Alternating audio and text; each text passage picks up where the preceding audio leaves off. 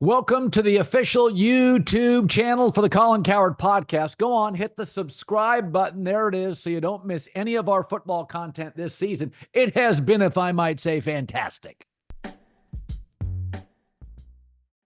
All right, time for Sharper Square. My buddy Chad Millman, CCO Action Network, all of our odds provided by DraftKings.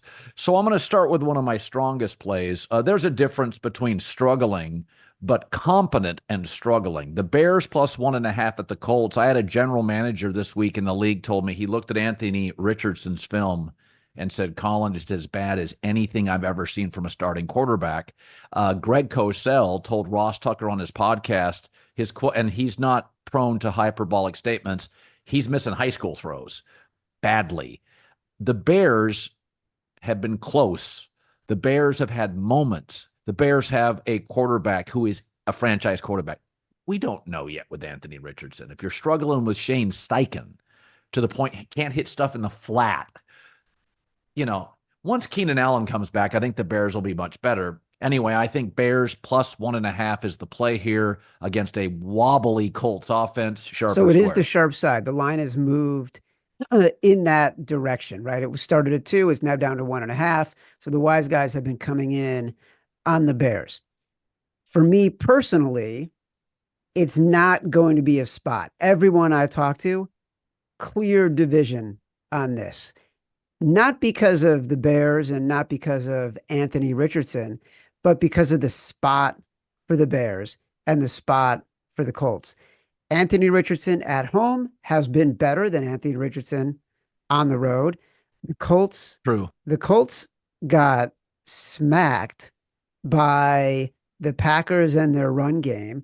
Everybody knew that's what they were going to do, and everybody knows that's what the Colts cannot stop. The Bears don't have a run game at all. And the Bears defense, meanwhile, they are great in pass coverage. They are great rushing the passer, top 5 in both, according to Pro Football Focus. They are terrible against the run. And that is what the Colts will need to do in order to win this game. And by the way, they are desperate for a win right now. I do think that Shane Steichen is a better coach than Matt Eberflus. I do think that what he can draw up for Anthony Richardson is better than what the Bears can draw up for Caleb Williams right now. So it's a very tricky game. The wise guys took the 2. It's down to 1.5.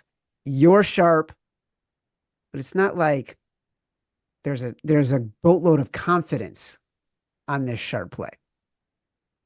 We talk about regression to the mean. I love Sam Darnold, but I do not believe he's an MVP of this league. The Texans only have to give up 2. They are 2-0 and haven't played particularly well. They're a young team. Young teams tend to get better. I'm going to take Texans -2. The Vikings slow down a little. At some point, no Jordan Addison, TJ Hawkinson banged up. They'll pay a price for that. Yeah, and this one you're totally square. Like the wise guys have been all over the Vikings in this game. It's moved off of a key number. I think they've been really impressed with what Brian Flores has done defensively. CJ Stroud has not been as good on the road as he has been at home. We even saw it in some of the struggles that he had in week 1 against the Colts, where they needed some help covering that game. So I think the challenge here is people are trying to figure out, is Sam Darnold for real? And I have been saying this for about a year. I don't think Kevin O'Connell is getting enough credit as being a really good coach. We go back 2 years, 3 years, when he and Daboll were both rookie head coaches. Daboll gets all the credit for being a great coach. He wins Coach of the Year. He goes on the road to Minnesota. They beat Kirk Cousins in the playoffs at Minnesota. Kevin O'Connell sort of is looked at as, well, why didn't he beat Brian Daboll? Brian Daboll might be better. And then last year, Kevin O'Connell has these quarterbacks that he is rotating in and out after Kirk Cousins gets hurt and keeps this team in contention for the playoffs. Now, all of a sudden, he's got Sam Darnold, and this guy has looked all world the first 2 games. You got to give a lot of credit to Kevin O'Connell here, which is another reason why the wise guys are backing the Vikings. I had a rant today. If you look, we always think quarterbacks are the most valuable people in the league, and they are. After that, I always thought Christian McCaffrey and TJ Watt felt like they really helped their teams win. Numbers, however, this morning presented to me about A.J. Brown are stark. Jalen Hurts wins at a Mahomes level with him, a Mahomes level, 28-8. Without him, he's a slightly better version than Justin Fields. A.J. Brown is out. The Saints are for real. It's a coordinator story. Philadelphia's on a short week. I do not trust the back end of that defense in a close game. I just don't. I think Kirk Cousins, I mean, it was honestly, it looked so easy and remedial for Atlanta. I would swallow the 2.5 and take the Saints. Well, not square. at 2.5. It's not very sharp at all. And we've talked about this. There's an old axiom in betting. You got to get the best of the number. You are not getting even close to the best of the number right now. In fact, you're getting the absolute worst of the number. You could have had the Saints at +2.5, +3 on Sunday night. There's basically been a 6-point swing in this game. So there's a couple factors here. Number one, you're going to get the Saints, who are way, way overhyped. So much inflation on the Saints right now. But you're also getting a team when the numbers flip, when a team goes from an underdog to a favorite. Historically, the new underdog is going to cover about a 55, 56% clip. So the percentages are better betting the Eagles right now, despite what you're seeing on the field. So the Broncos have had a tough open on the road for a rookie against Mike McDonald's defense and maybe the loudest stadium in the league. And then they face the Steelers, maybe the best defense in the league. Tampa now, they're getting 6.5. Tampa's beat up. Vitavia's out. 6.5. I mean, for Sean wants to win these games. These are the richest owners in the league. It'd be great to get a year to go 3-14, but he needs some W's. This number just seems off to me. I'm going to take the Broncos +6.5 against the Bucs. Now you're walking into it's a field of knives. It's so sharp. Colin, you better watch yourself because yeah, the Broncos are the side here. And we have this thing called the luck rankings. I've talked about it on the show before. It basically gives you indicators of if all things were being equal and you took out sort of turnovers, fourth down conversions, lack of ability in the red zone, the Bucs are the luckiest team in the NFL. The Broncos are one of the least lucky teams in the NFL. And the Broncos have also faced some pretty good defenses up to this point. A lot of people are going to look bad against the Steelers defense, right? The Bucs, you look at that Lions game, sure, they beat the Lions at home. The Lions were 1 for 7 with touchdowns in the red zone. They aggressively outgained the Bucs in yards per play. Jared Goff had a terrible game, but he was still moving the ball up and down the field. He just couldn't get it in the end zone. So you combine the challenges that the Bucs have defensively with their injuries, with some of the factors that have inflated this line because the Bucs have looked good while also looking a little bit lucky, and that's why you get a wise guy play on the Broncos.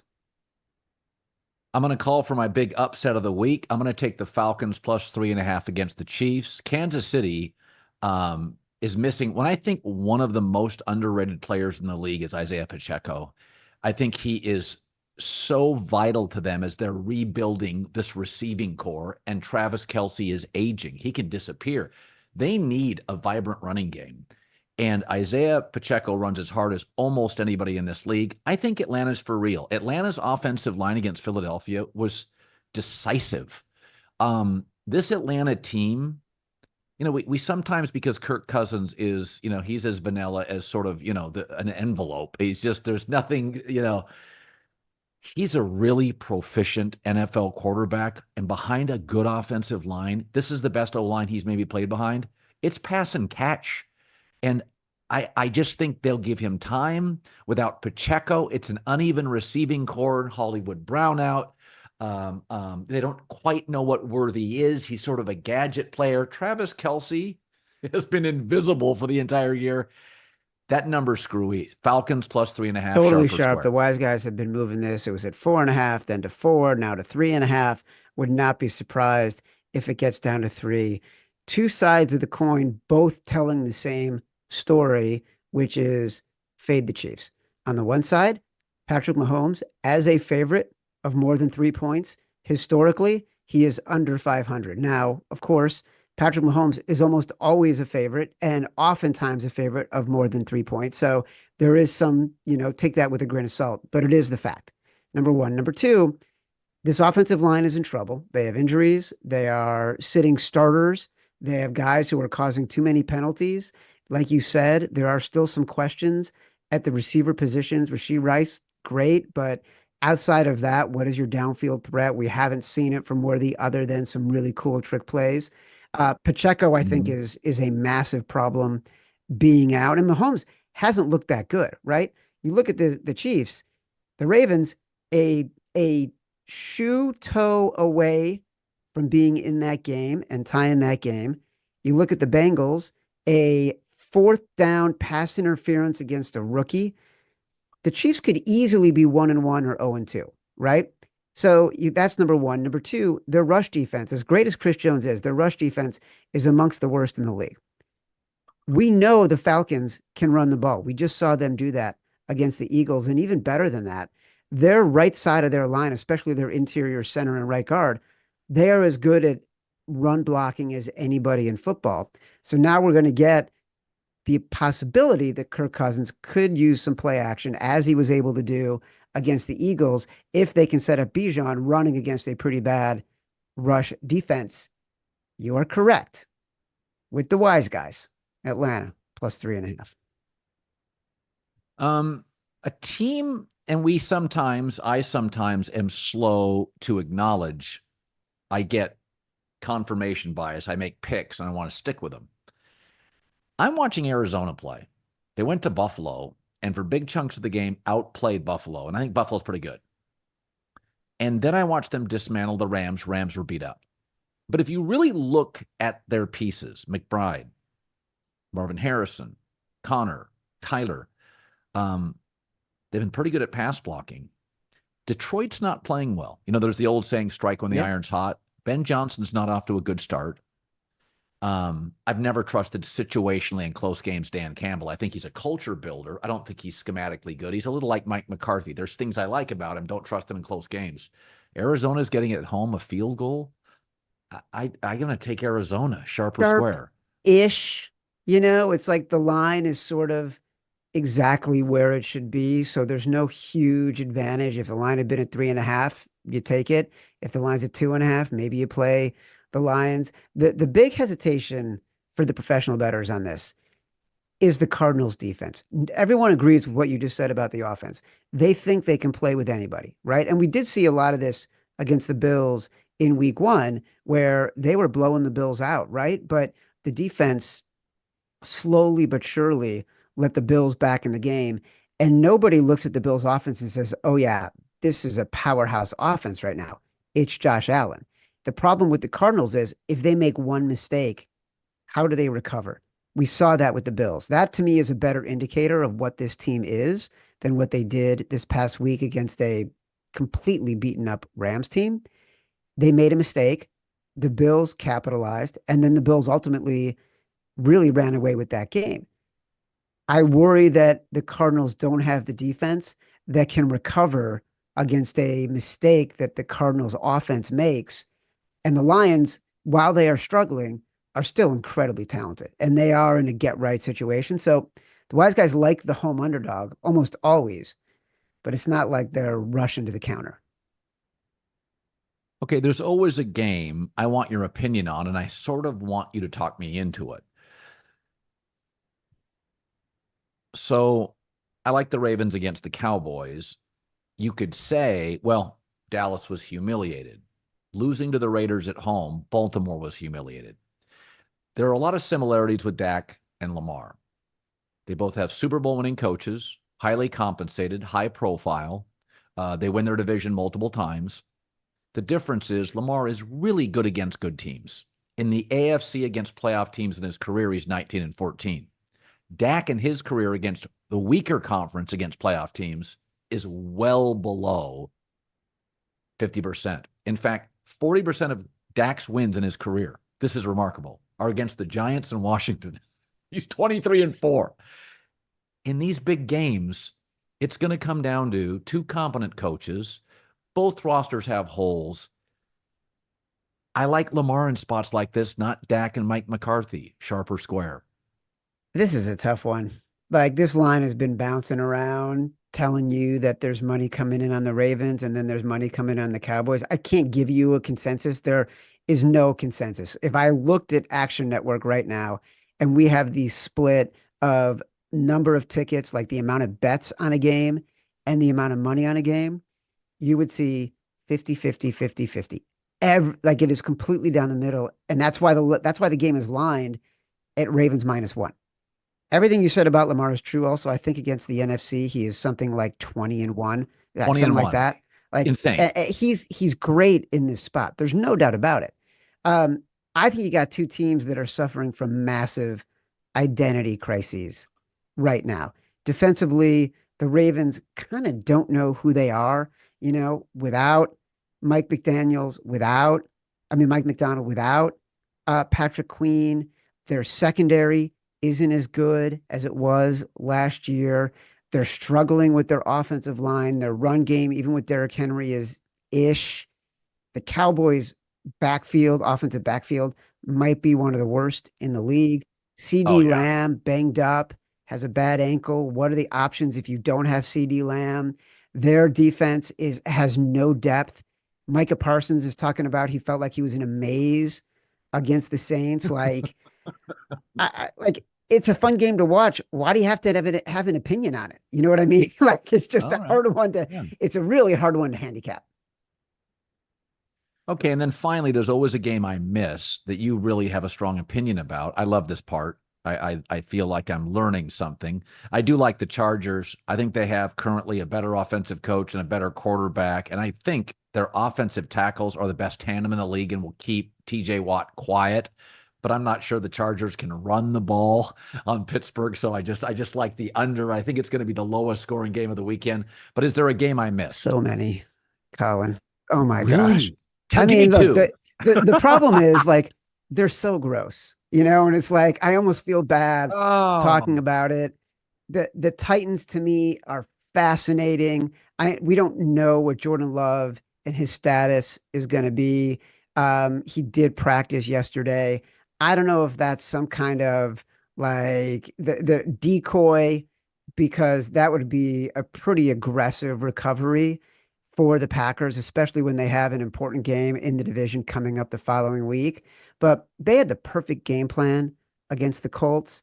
You cannot run that same game plan against the Titans. Their defense it's really good. Like they're good in the defensive backfield.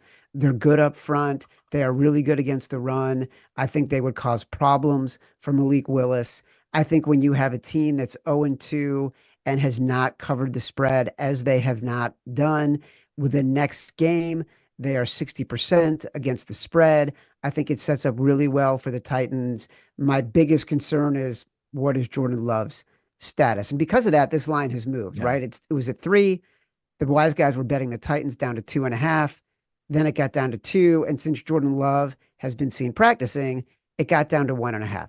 That is my fear. So I would say if we can get some certainty about Jordan Love, you want to take the Titans if he's not going to be playing. I do like the Titans a ton in this game. I also like the Jacksonville Jaguars.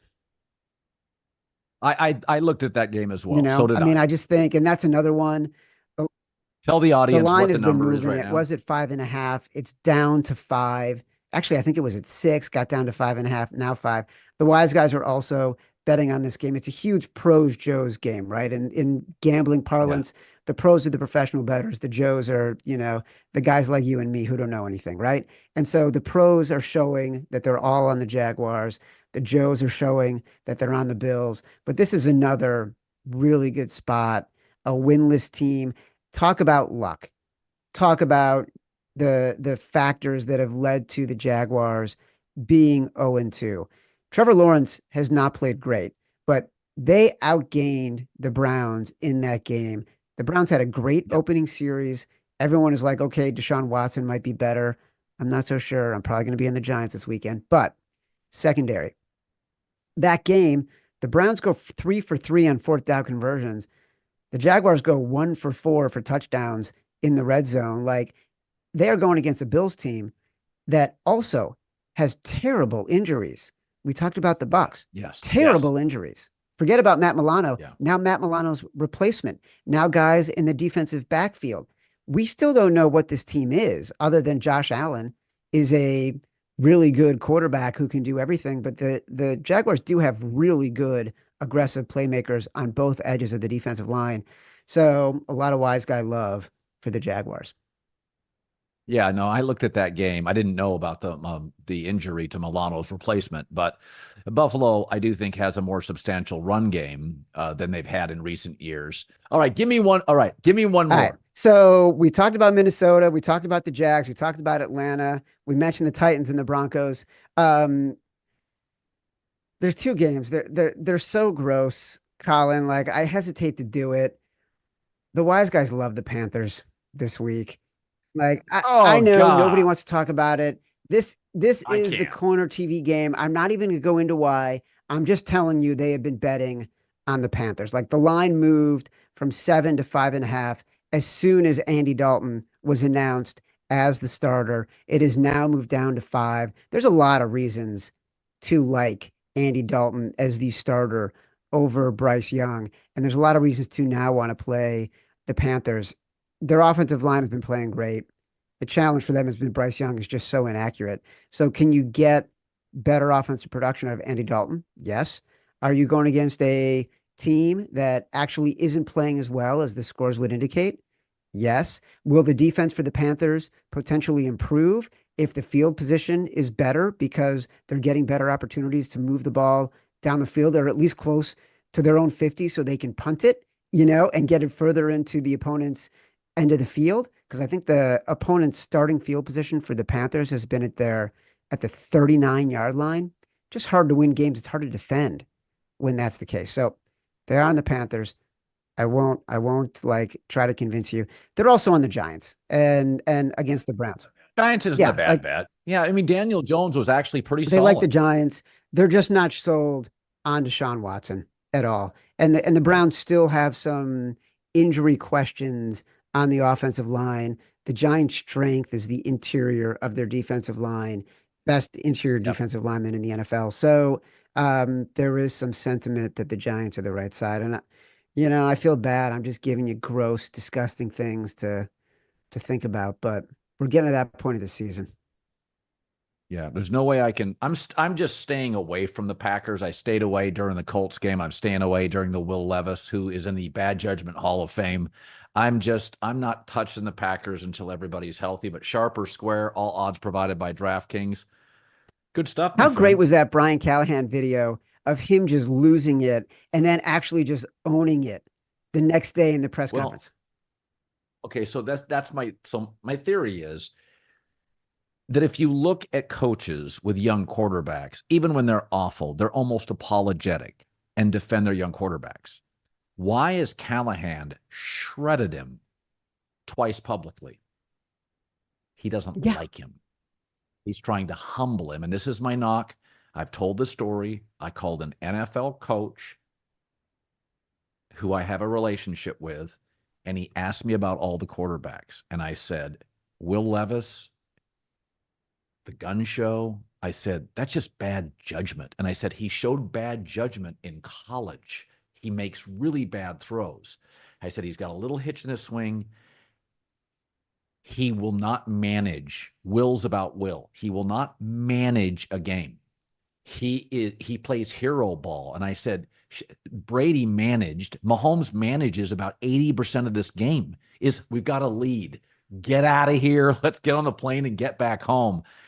Brian Callahan is trying to humble Will Levis. And you do that when your quarterback isn't humble. Because most of these pro athletes that I've dealt with, these young quarterbacks, strong dads, coached hard. They've been in a very disciplined quarterback lifestyle since they were 9 years old. Most of these kids come in humble as hell, even the talented ones. Their dad was often like a pro athlete. They know the game when they come into the NFL. You're going to get coached hard. You got to practice hard. You got to work hard. And so I think most coaches feel kind of lucky when they get these young quarterbacks. I mean, CJ Stroud had success. Lamar Jackson had success. Lamar's an incredibly humble guy. Herbert's incredibly humble. For as big a star he is, Mahomes is. For a coach to rip somebody publicly, he doesn't like him. It's personal to me. That feels very personal. That's the most obvious thing ever, that he doesn't like him. Here's what's challenging. If you want to be an NFL coach, there's only so many jobs. You can always ask yourself, why does Dave Canales take the Panthers job? You don't have to be an NFL coach and study every second of the all 22 of every play that Bryce Young played to know that he wasn't going to be the guy. Kudos to him for dumping him and benching him and deciding, okay, we got a chance. I like what I'm seeing. That's what that says, by the way. I'm not flipping to Canales, but there's a connection here. When he benches Bryce Young 2 games into the season, what he's seeing on film is the offensive line is playing great. Receivers are getting open when they're not so discouraged. They don't run their routes. We've got a chance to be a better team if we get this guy out and give everybody else a little bit more confidence. But between him and Callahan, you're stuck because you have to take an NFL job if you want to be a head coach. And you know, if you're getting that job, you probably have a crappy quarterback and there's nothing you can do about it.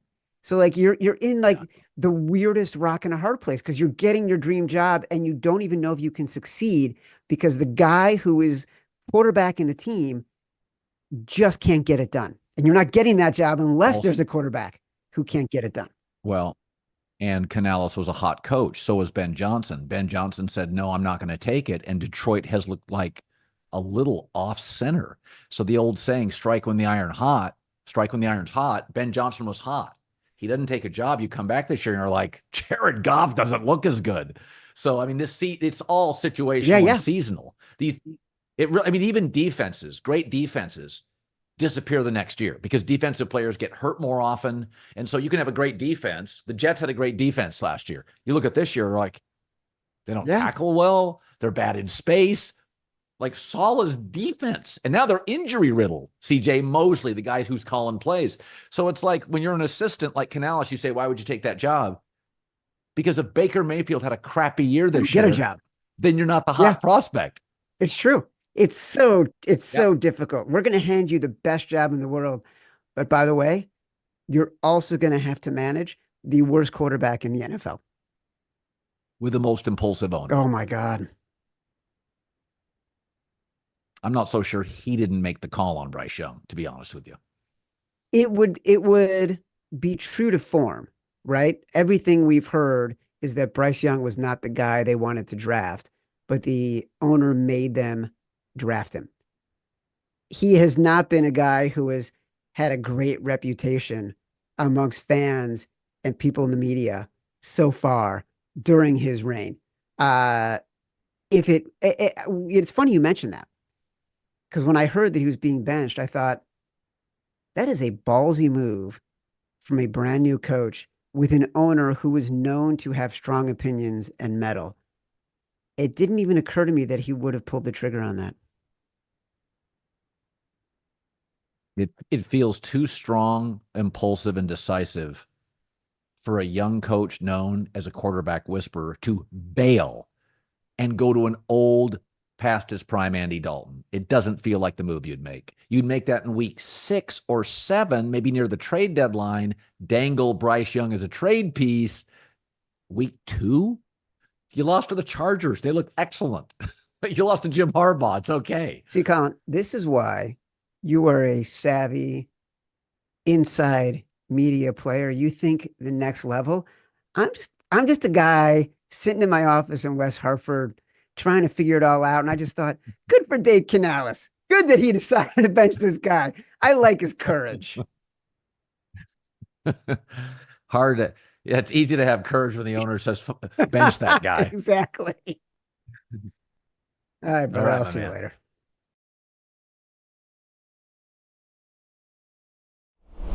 All right, this week's college football preview is brought to you by our friends at Cosm. It's amazing. Cosm's the world's greatest fan experience. Okay, if you're in LA or you're in Dallas and you want an immersive sports experience, go check out Tennessee at Oklahoma, Volunteers at the Sooners at Cosm. Watch from inside the immersive dome this Saturday. You'll feel like you're right on the field, and I'm not kidding. It's insane. Then catch all the other college games in the hall, which features the ultimate multi-viewing sports experience. Food, drinks, it's great. The dome's incredible.